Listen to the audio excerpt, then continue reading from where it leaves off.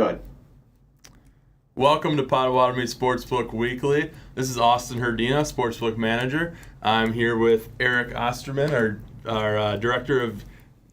I always mess this up. Director of Digital Gaming. Director of Digital Gaming. Yeah. I don't know why it's so hard for me. And this week, we have a special guest. Aden Vargas, one of our Sportsbook supervisors.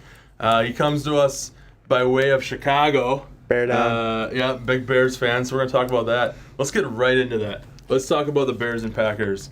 Both teams coming off of great wins on Thanksgiving week, and this game being played at Lambeau that moved to the primetime afternoon slot.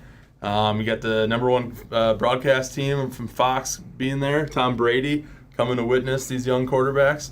What do you guys think? What's your prediction? First of all, they flexed the Chiefs out of that spot, so that's saying a lot. You know how much the NFL likes their Patrick Mahomes, so this is going to be a big one. I guess I'll start since I jumped in there. I understand we have a Bears fan with us today, but the Bears defense to me still is lacking. And I think that's really where the game's going to be won. I think that Micah Parsons and the gang give Caleb a hard time. And, we've had our issues with Jordan Love's play on this show, that's for sure. But I think the Packers offense do enough to get it done. And I think not only do they win this game, but I think they cover. What do you think, Aiden? They are absolutely not covering. Jordan Love is due to throw an interception this game. We won't be able to stop the run. I could give us that. The D-line this year has been terrible. We can't stop the run. But in terms of the pass, we have plus 17 turnover margin. We're going to get a turnover off Jordan Love because every game he's played, he has thrown an interception or he's about to throw one, or he throws one of the worst passes you've ever seen in your life. Pretty harsh. It is bad. You can't tell me. The play that sticks out to me the most is the game against Carolina, waving his guys wide open, and he throws it right to the Carolina guy. You just can't do that if you're a quarterback. On the other hand, then you have Caleb Williams, future Hall of Famer, I might add. Wow. Future Hall of Famer. Going there already. Yeah, I'm going there. Future Hall of Famer. He is 1-0 in Lambeau. Okay? He's 1-0 in Lambeau. This offense is fine. I mean, it's going to run against the wall sometimes, and it's going to upset you. But at the end of the day, my final prediction for this game is that it's going to go to the fourth quarter. It's going to be 21-21. It's going to be 21-21 up until the 2-minute mark. Bears are going to get the ball, and Caleb Williams is going to take a fourth quarter game-winning drive, get the 3 points, 24-21 final score. No double doink? No, God, really? Really? I had to bring it up. No. Let's just put that one out there into the universe. Yeah, let's do it. Yeah. Oh, gosh, this is one of those games where I thought the line was going to be a lot less. I was expecting Packers like -3. So just because we're a betting show, right? I'm gonna be on the Bears plus 6.5. I do think the Packers win the game, but I think 6.5 is just too much on this game. It's a good rivalry. I feel like this is a rivalry renewed. It's something that where the Packers kind of dominated it for a while. Now the Bears, won the last one against us. They're a team on the rise. They're in first place in the division right now. Yeah. First place in the conference. Let's get that correct. That's true. Unfortunately, I don't have this number in front of me, but I'd be really interested to see what Micah Parsons' sack number is in this game. I think this is the one where he's going to show up prime time. Caleb runs for his life almost every game, and now you have between him and Myles Garrett, right? He's probably number 2. I guess I'd have to give him pass rusher in the league right now. Yeah. I think he's going to get there, and I think he's going to get there a lot. And if the Bears make the adjustment, they're going to have to double team him. They're going to have to chip him. I think Micah Parsons is going to make a huge difference in this game, on the stat sheet or not. Yeah, we're talking a lot about the quarterbacks, but I think the game's going to come down to the running game. Bears running back Kyle. What's his last? Kyle Monungai and DeAndre Swift. Yeah, Monungai. He's had a touchdown in 4 straight games. He should be starting. If we want my hot take on the Bears, they should be starting Monungai over DeAndre Swift. But he's getting more carries every week. Unfortunately, we paid Swift, so it'll look bad for us. But yeah, Jake, if we can get the running game going, our offensive line, the rushing game this year has not been as well as we'd like it to be. But if our passing game's good, it's going to make our running game good. So Packers, my prediction on this game is low-scoring game. I'll take the Packers to win 20-17. All right. Do we have an idea of what the weather's going to look like in that game? Obviously, it's going to be cold, but It's going to be cold. It's probably going to be windy. Wind yet? Yeah. So if it's windy, obviously they'll try to keep the ball on the ground. And you say what you want about the Bears rushing game. It has been improved, but I mean, the Packers are going to dominate the ground. Yeah, the Packers have had some kicking struggles this year too. So who knows? Maybe we have the double doing. I mean, we don't. Our kicker can't kick 50 yards. I mean, it's. I don't want to get into kicking because at that point it's a Hail Mary to hopefully win a game. And you know what? I'll say this: Carlos Santos very accurate from 30 yards in. Unfortunately, it gets to that 40-yard mark and it starts to go a little bit wary. It starts to go to either right or left. So. Well, he's my fantasy kicker, so if he kicks a few, I'll be fine. Oh, the Bears should score field goals, not touchdowns. Oh, they're going to score touchdowns because we have future Hall of Famer Caleb Williams at quarterback. All right, so we're going to move on to the next games this week. So tonight, Cowboys and Lions, Thursday Night Football. Pretty exciting matchup. Both teams coming off of Thanksgiving week last week. The Lions lost to the Packers. Cowboys had a come-from-behind win. What do you guys think? Cowboys +3 at Detroit. Yeah, I think it's really easy to kind of jump on the Cowboys train right now. They look a lot better since they grabbed that defensive lineman. His name's escaping me right now, but they've looked really good. Quinn Williams from the Jets. Thank you. Yes. And they got Kenny Clark from the Packers still. Yeah, Quinn Williams has changed the look of that defense. They were possibly a historically bad defense at the beginning of the year. Now they look a lot better. So to me, it's easy to fall into that trap, right? The Lions haven't looked good. The Cowboys haven't looked good. But you got to consider the team. You got to consider the body work. I think St. Brown being out for the Lions is obviously a huge loss, but I just see the Lions handling this game. Total seems maybe a little bit high for me, 54.5, but I'd be on the Lions here. I am on the Cowboys in this one, and partly this is the Lions coordinators. Offense coordinator, defense coordinator switching this year. I feel like there's still not good play calling going on there. I know that Campbell took over play calling recently for them.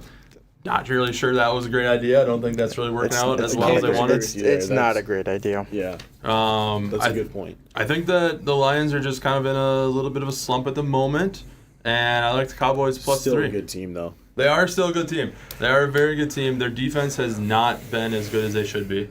Their offense is their rushing game should dominate. Like, they should just run the ball way more than they do.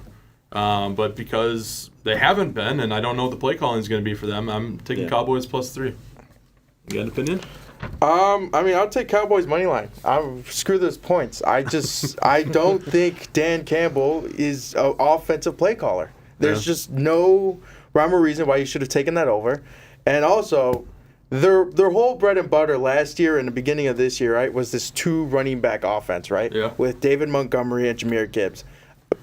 It's been decades since I've seen David Montgomery touch that football for the Lions. There's no part of me that thinks the Lions are a still contender. I think if they get into the playoffs, it's going to be sneaky. I don't think they're going to actually get in. I think it's going to be Bears-Packers in the playoffs. I just don't see a path for the Lions to get back on track. All right, Bengals at Bills. Bills are favored by 5.5. This is a game where I'm really intrigued. Like, I want to watch this game on Sunday. The Bengals are a team that, with Joe Burrow back at the helm, they're just a different team. And they're a team that, if they had him healthy all year, I think they'd be leading the division right now. It's a pretty weak division so far this year. They're only still 2 games out of it, and if they can get a win here, they got some easier games in their schedule coming up. There's a path for the Bengals if they can win out or lose maybe just 1 game left. They can possibly get in, and they're going to be dangerous if they do. That's a bold move, Connor. Bills were my preseason Super Bowl favorite. Their defense has just not been good. I mean, really awful, honestly. I got to take the points. I'm taking Bengals +5.5 in this one.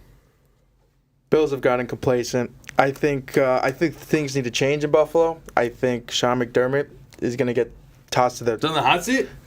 I think he's canned. I think at this point, it's been, 6-7 years of... 6-7 of the same of the same thing. And what have they done? All they've done is try to help Josh Allen. Now this year, I don't know why they just keep getting aging cornerbacks. Yeah. Darius Slay they signed Darius Slay. Now he doesn't want to show up in Buffalo. Now he wants to retire. Tells you about Buffalo.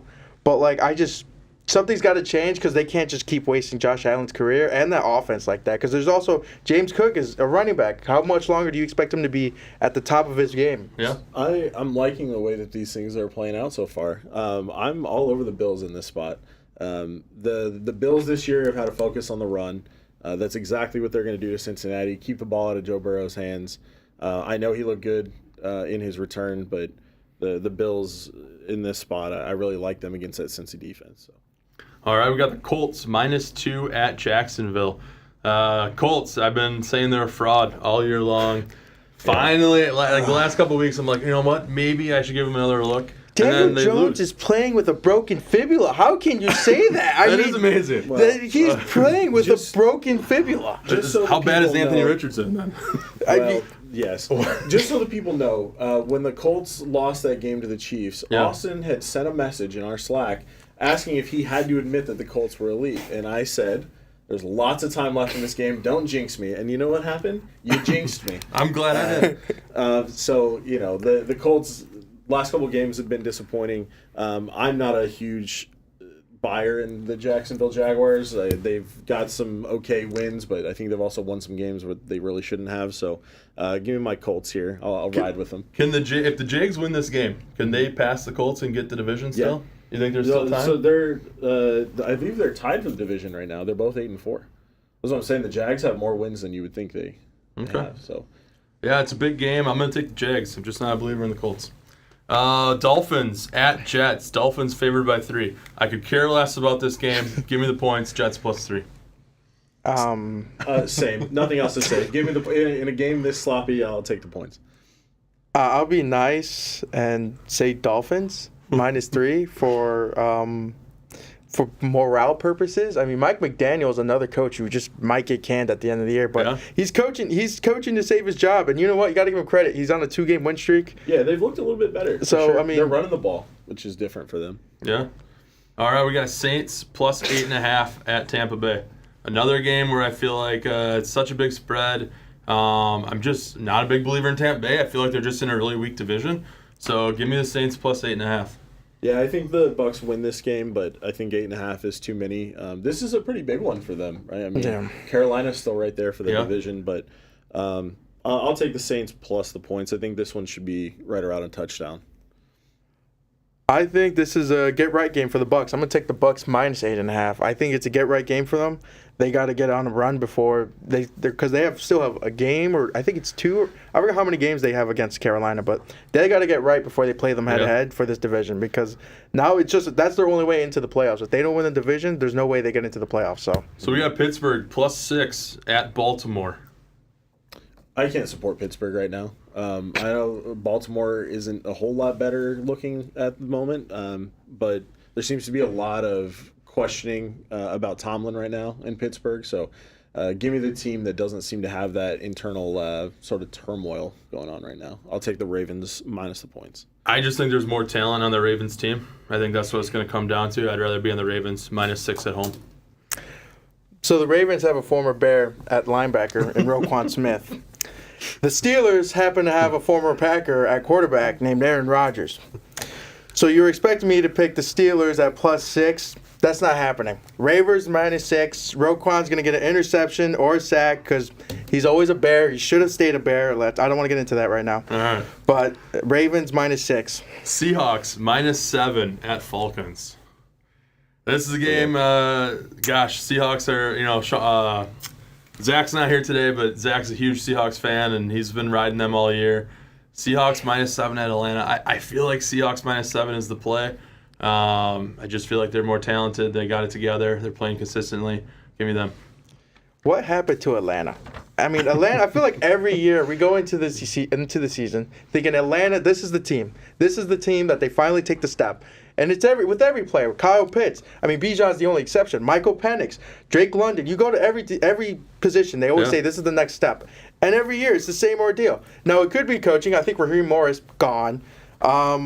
But at the end of the Calling day, for a lot of coaching heads here.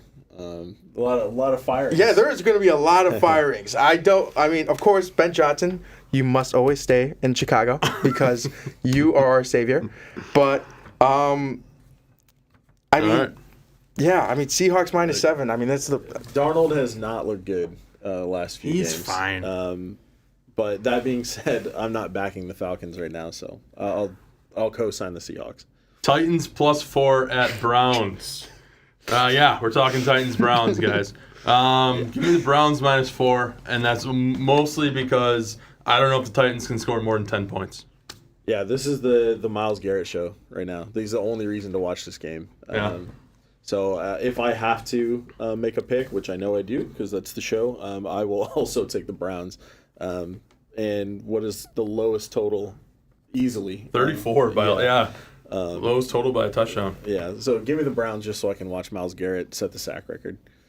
I'm going to tell you to take that total, and you're going to take it under because there's just no way they're scoring 35 points. I mean, Shedeur Sanders' quarterback capabilities go to just checking it down to Quinshon Judkins, which is fine. It's fine and dandy, but it's not going to score. And Austin was bringing it up to me earlier. Is this a game that Shedeur proves why he should have been the number 1 overall pick? Against Cam Ward, yeah. No, this is exactly going to prove why he shouldn't have been the number 1 pick because, but also poor Cameron Ward. I mean, he gets drafted number 1. He's making a little money, but he'll be okay. I mean, if they finish last, he'll have a great teammate next year if they get number 1 pick again. Yeah. I mean, yeah. Commanders at Vikings. Vikings favored by 1.5. I'm on the Commanders on this one. I feel like they've got something going lately. Sounds like Daniels is going to be back as well. It's questionable still, but it sounds more likely. Vikings, I think they're just a team that's lost right now. I like their coaching, but this year has not shown that it's really been a factor. So give me the Commanders. I just want to say, I want to ask you two this. Is this how it feels like when you have a quarterback, you don't have a quarterback drama? When you know your guy is the future? Because I've never gone through that until this year. Because now I know Caleb Williams is the guy. But that's exactly what the Vikings are going through. You didn't feel that way with Fields or Trubisky at all? Let's not get into trauma now. All right. But like the Vikings, they wasted a season. They really have. They wasted a season of Justin Jefferson, Jordan Addison, even the aging running backs. I mean, they have Jordan Mason and Aaron Jones, but I mean, the Vikings. I think they're done with the season. I think at this point you're trying out for jobs at this point. All right. So I'll go Commanders +1.5. Nothing to add. I'm also on the Commanders. Broncos -7.5 at the Raiders. I'm on the Broncos on this one. I think they're just that much better of a team. I don't really have much else to say. Yeah, talk about a team that has just lost it. The Raiders, Geno Smith's out there flipping the bird to the to the stands. It seems like things are lost in Las Vegas right now. So as much as I hate to take a team on the road more than a touchdown, I think this is the spot. So I'm on the Broncos. You got a quick take? Raiders. Okay. They're going to pull off the upset. All right. Rams -8.5 at Cardinals. I'm taking the Cardinals on this one. I don't have a strong feeling on it. I just see the line of 8.5. The Rams have been a really good team this year. Lost to Carolina recently, but still really good. But just 8.5. Arizona at home. I'd rather be on that. I'm on the Rams on this one. I think this is a good bounce back spot for them. A couple of games there where they've looked a little shaky. I think they set things right. They still have a very talented roster, and the Cardinals don't have much to play for either. So give me the Rams. Yeah, I'm going to just take the Rams. All right. Houston Texans +3 at the Chiefs. It's a game that got flexed into the evening slot. Chiefs -3 is my pick of the week. And this is a team that they're going to get right. Okay? This team is still going to make a run. At this moment right now, if I had to pick a team to win the AFC, I think it's the Chiefs. No. And they're not even in the playoff picture. That's not happening. I'm on the Chiefs, -3. No, I'm taking the Texans +3 because I have a hard time believing that Chiefs O-line could stop the Texans. I mean, it's going to be tough. I mean, they were able to stop Josh Allen. This is back-to-back weeks where they've looked incredible. I mean, the Chiefs, it's just bad draft picks, bad free agent signings. This is just costing them. This is the year that the age finally catches up with them. You watch and see. This is Okay. probably the show where Austin and I have agreed the most because I'm also on the Chiefs. I love the Chiefs in this spot, actually.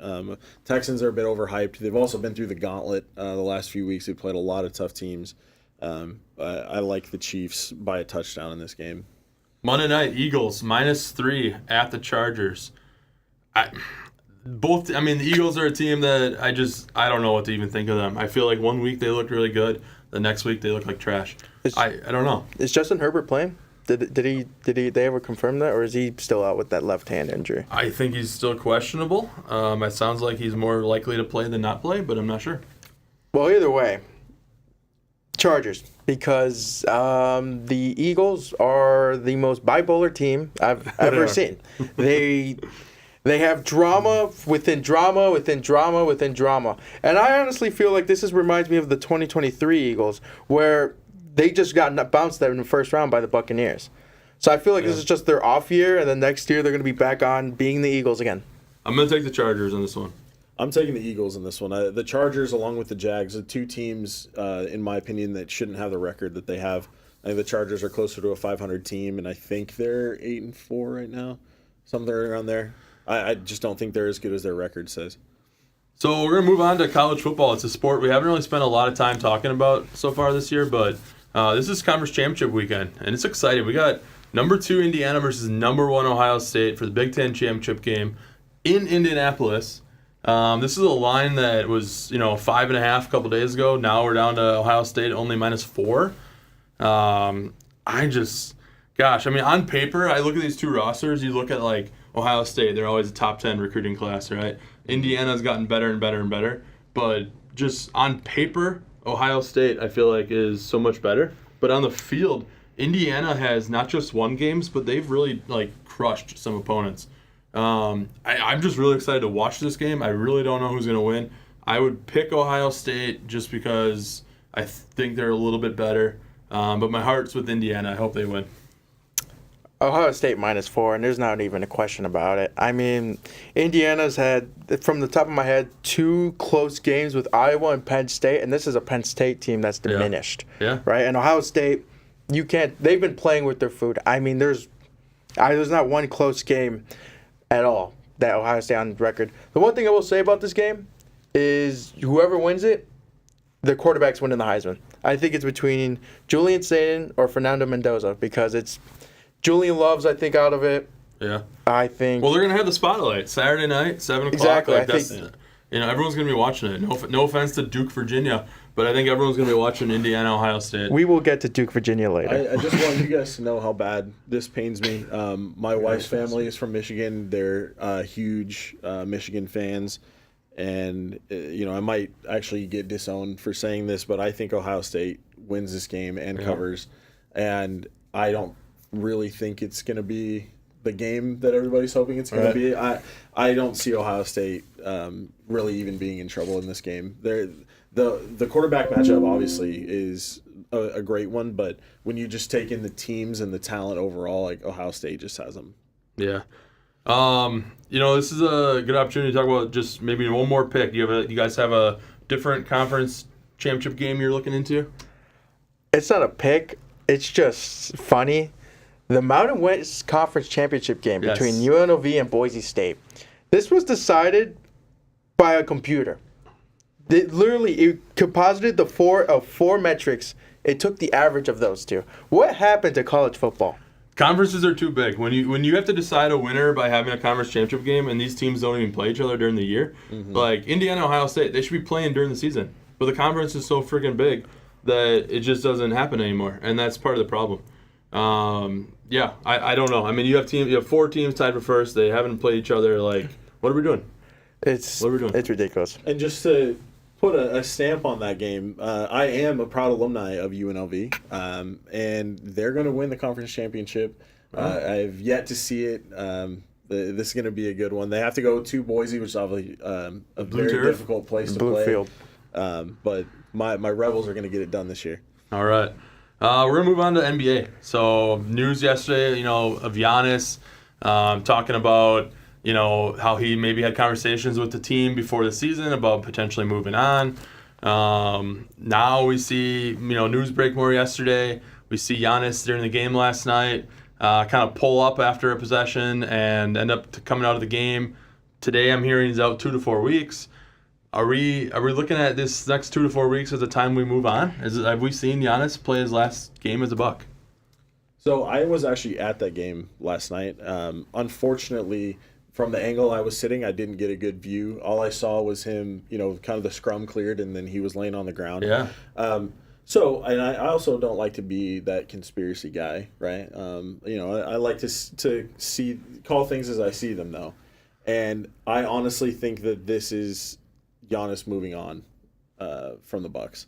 I hate to say it. Obviously, he won his championship, though. Yeah. Right? And I see him as kind of wanting to be that super team, type of guy, maybe join another superstar and get it done somewhere else. I hope I'm wrong. I really do. But, I think he has too much character and integrity to,